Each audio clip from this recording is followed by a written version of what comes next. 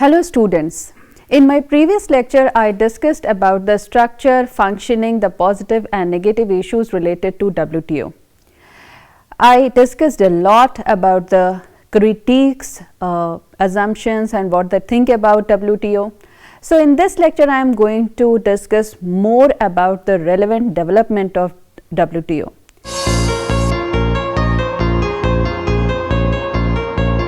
You will be able to understand in the agreement, I can say more time, better terms.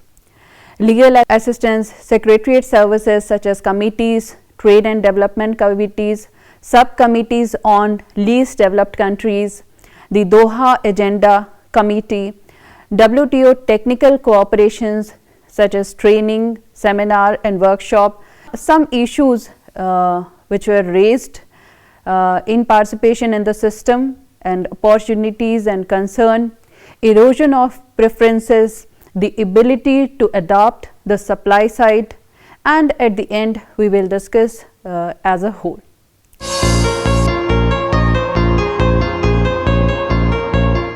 About 2/3 of the WTO's around 150 members are from developing countries. They play an increasingly important and active role in WTO because of their numbers, because they are becoming more important in the global economy, and because they are increasingly looked to trade as a vital tool in their development efforts. Developing countries are a highly diverse group, often with very different views and concerns. The WTO deals with the special need of developing countries in three ways. The WTO agreements contain special provisions on developing countries. The Committee on Trade and Development is the main body focusing on work in this area in the WTO, with some other dealing with the specific topics such as trade and debt and technology transfer. The WTO Secretariat provides technical assistance, mainly training of various kinds for developing countries. It can be argued that the developing countries can participate advantageously in the World Trade Organization.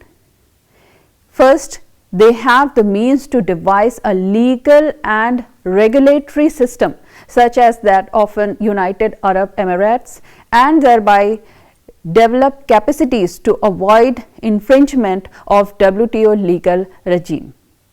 They are unlike China, without fear that their approach to WTO dispute settlement mechanism, which is also known as DSM, will attract the ire of the affluent developed countries. And the third reason is they have a capacity like Brazil's to enforce dispute settlement body, which is known as DSB decisions in their favor by DSB sanctioned trade retaliations. What are the lacking advantages? The least developed countries such as Bangladesh have very little capacity for advantageous participation. For the least developed countries, WTO membership does no more than impose a burden in the demands of them a WTO complaints legal infrastructure that many lack the social conditions and the expertise to construct. It follows that if the WTO is to become a fair, just and inclusive international trade regime, it must observe the principle of international distributive justice.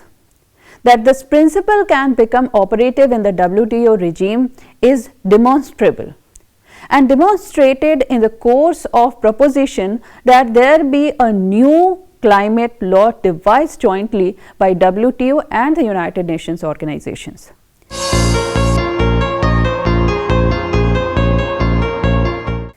Now, as I used the term more time, better terms, so let me discuss. The WTO agreements include the numerous provisions giving developing and least developed countries a special rights on extra leniency, a special and differential treatment. Among these are provisions that allow developed countries to treat developing countries more favorably than other WTO. The General Agreement on Tariff and Trade, which deals with trade, has a special section which is known as Part 4th on Trade and Development, which includes provisions on the concept of non-reciprocity in trade negotiations between developed and developing countries. When developed countries grant trade concessions to developing countries, they should not expect the developing countries to make matching offers in return. Both GATT and the General Agreement on Trade in Service allow developing countries some preferential treatment. Other measures concerning developing countries in the WTO agreement includes extra time for developing countries to fulfill their commitment in many of the WTO agreements. The second is provision designed to increase developing countries' trading opportunities through greater market access, for example, textiles, service technicals, barriers to trade. The third is provisions requiring WTO members to safeguard the interest of developing countries when adopting some domestic or international measures, example, anti-dumping safeguards, technical barriers to trade. Provisions for various means of helping developing countries, for example, to deal with commitments on animal and plant health standards, technical standards, and in strengthening their domestic telecommunications sector.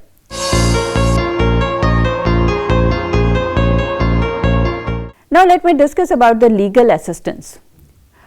This is a secretariat service which I am going to explain you. The WTO Secretariat has a special legal advisors for assisting developing countries in any WTO dispute for giving them legal counsel. The service is offered by the WTO's Training and Technical Cooperation Institute. Developing countries regularly make use of it. Furthermore, in 2001, 32 WTO governments set up an advisory center on WTO law. Its members consist of countries contributing to the funding and those receiving legal advice. All least developed countries are automatically eligible for advice. Other developing countries and transition economies have to be fee-paying members in order to receive advice.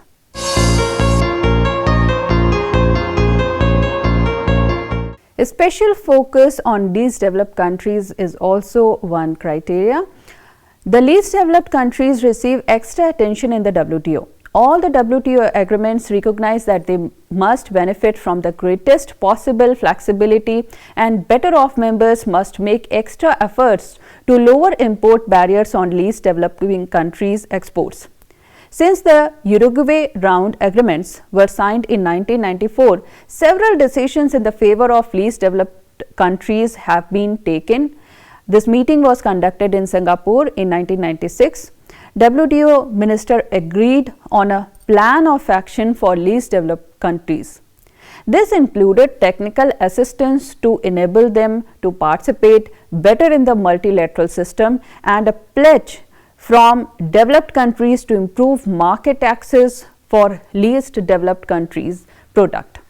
In October 1997, 6 international organizations, the International Monetary Fund, the International Trade Center, the United Nations Conference for Trade and Development, the United Nations Development Programme, the World Bank and the WTO launched the Integrated Framework, a joint technical assistance program exclusively for least developed countries. In 2002, the WTO adopted a work program for least developed countries. It contains several broad elements: improved market access, more technical assistance, support for agencies working on the diversification of least developed countries' economies. Besides that, help in following the work of the WTO and a speedier membership process for least developed countries negotiating to join the WTO. At the same time, more and more members of governments have unilaterally scrapped important duties and import quotas and all export from least developed countries. A mission in Geneva being present is important but not easy for all the WTO's official business taking place mainly in Geneva. So, do the unofficial contacts that can be equally important, but having a permanent office of representatives in Geneva can be expensive. Only about 1/3 of 30 or so least developing countries in the WTO have permanent offices in Geneva, and they cover all United Nations activities as well as the WTO. As a result of the negotiations to locate the WTO headquarters in Geneva, the Swiss government has agreed to provide subsidized office space for delegations from least developed countries. A number of WTO members also provide financial support for ministers and accompanying officials from least developed countries to help them attend WTO ministerial conferences.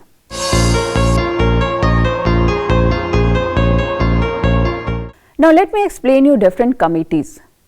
Work specifically on developing countries within the WTO itself can be divided into two broad areas. First is the work of the WTO committees, this heading, and the second one is training for government officials and others by WTO Secretariat as mandated by the committees.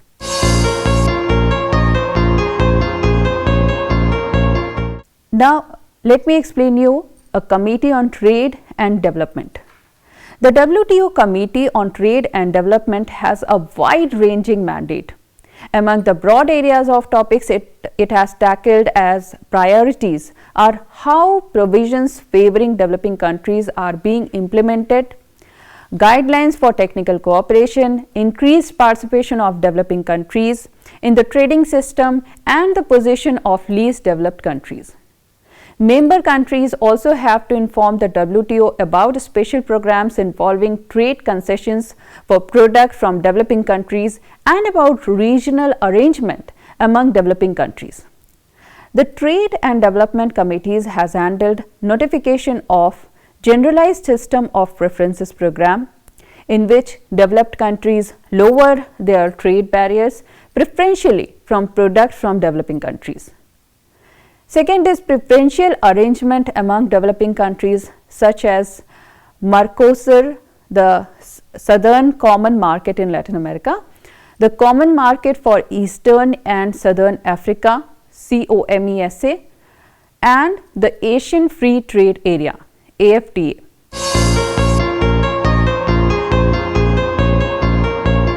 Now, besides that, there are different subcommittees on least developed countries. The subcommittees on least developed countries reports to the Trade and Development Committee, but it is an important body in its own right.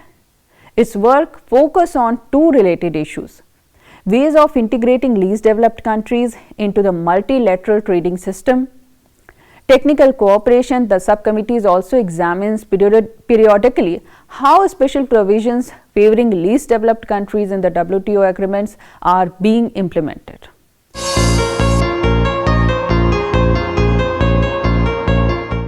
Now let me explain you the Doha Agreement Committees. The Doha Ministerial Conference in November 2001 added new tasks and some new working groups. The Trade and Development Committees meet in special sessions to handle work under the Doha Development Agenda. The ministers also set up working groups on trade, debt and finance, and on trade and technology transfer.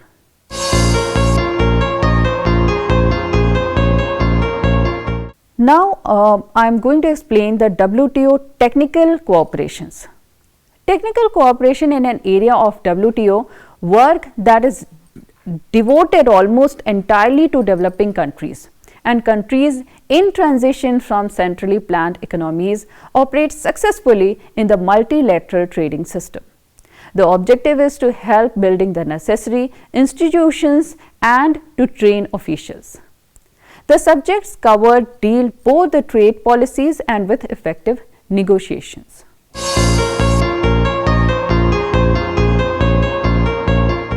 Let me explain you training seminars and workshops conducted by WTO. The WTO holds regular training sessions on trade policies in Geneva. In addition, it organizes about 500 technical cooperation activities annually, including seminars and workshops in various countries and courses in Geneva. Targeted are developing countries and countries in the transition from former socialist or communist systems, with a special emphasis on African countries. Seminars have also been organized in Asia, Latin America, the Caribbean, Middle East and Pacific. Funding for technical cooperation and training comes from three sources: the WTO's regular budget, voluntary contribution from WTO members, and cost sharing either by countries involved in an event or by international organizations. So, the present regular WTO budget for technical cooperation and training is 7 million Swiss francs. Extra contribution by member countries go into trust funds administered by WTO Secretariat or the donor country. In 2004, contribution to trust fund totaled 24 million Swiss francs. A WTO Reference Center program was initiated in 1997 with the objective of creating a new work of computerized information center in least developed and developing countries. The centers provide access to WTO information and document through a print library, a CD-ROM collection, and through the Internet to WTO web sites and database. The centers are located mainly in trade ministers and in the headquarters of regional cooperation organizations. There are currently 140 references centers.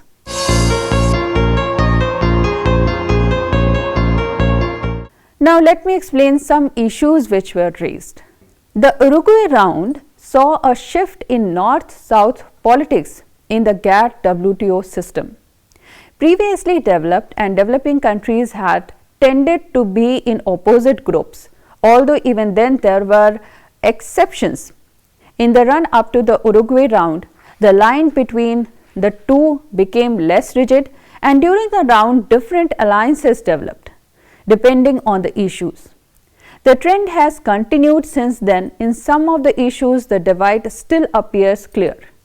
In textile and clothing and some of the newer issues debated in the WTO, for example, the developing countries have organized themselves into alliances such as the African group and the least developed countries group. In many other, the developing countries do not share common interest and may find themselves on opposite side of a negotiation. A number of different coalitions among different groups of developing countries have emerged for this reason. The differences can be found in the subject of immense importance to developing countries, such as agriculture.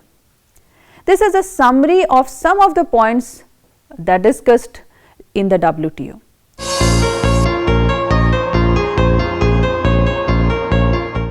Now, let me explain the opportunities and concern related to WTO participation. The WTO agreements, which were in the outcome of 1986 to 94 Uruguay round of trade negotiations, provide numerous opportunities for developing countries to make gains.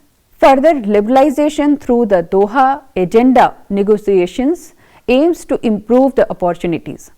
Among the gains are export opportunities. They include fundamental reform in agriculture, trade, phasing out quotas on developing countries, exports of textile and clothing, reduction in custom duties on industrial products, expanding the number of products whose customs duty rates and bounds under the WTO, making the rate difficult to raise, phasing out bilateral agreement to restrict traded quantities of certain goods.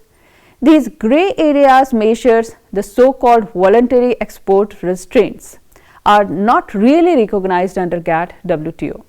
In addition, liberalization under the WTO boosts global GDP and stimulates world demand for developing countries' export. But a number of problems remain there. Developing countries have placed on the Doha agenda a number of problems they face in implementing the present agreements, and they complain that they still face exceptionally high tariff on selected product, that is also known as tariff peaks, in important markets that continue to obstruct their import-export. Examples include tariff peaks on textile, clothing and fish products too. In the Uruguay round, on average, industrial countries made slightly smaller reduction in their tariff on the products which are mainly exported by developing countries. approximately 37%. Then on import for all countries, that is approximately 40%.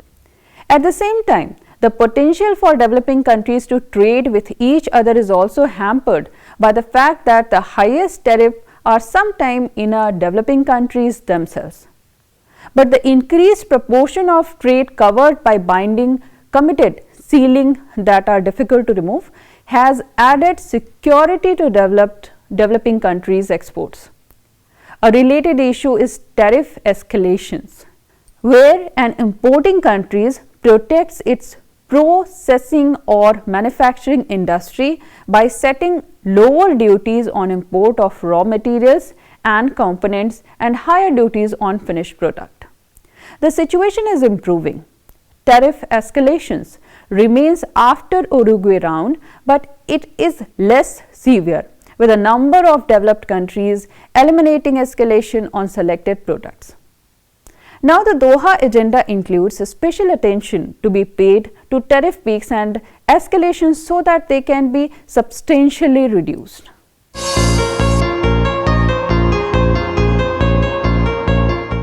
Now, one important issue which is very much relevant these days in connection with WTO, that is erosion of preferences. An issue that worries developing countries is the erosion of preferences, that is a special tariff concession granted by developed countries on import from certain developing countries become less meaningful if the normal tariff rates are cut, because the difference between the normal and preferential rate is reduced. Just how valuable these preferences are is a matter of debate. Unlike regular WTO tariff commitments, they are not bound under WTO agreements and therefore they can be changed easily. They are often given unilaterally at the initiative of the importing countries. This makes trade under preferential rates less predictable than under regular bound rates, which cannot be increased easily. Ultimately, countries stand to gain more from regular bound tariff rates. But some countries and some companies have benefited from the preferences. The gains vary from product to product, and they also depend on whether product can use the opportunity to adjust so that they remain competitive after the preferences have been withdrawn.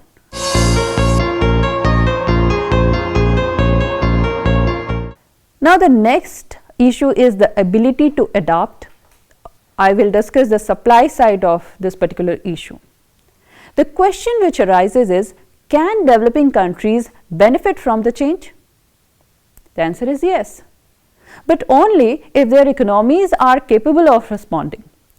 This depends on a combination of actions, from improving policy making and macroeconomic management to boosting training and investment.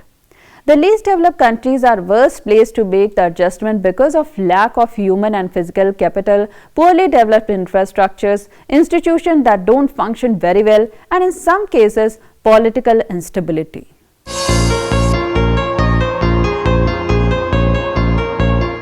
No doubt WTO has been very much important organization for the development of trade among developing nations. However, the technicalities in terms of rules and regulations have created several issues in the trade relation among the associated countries.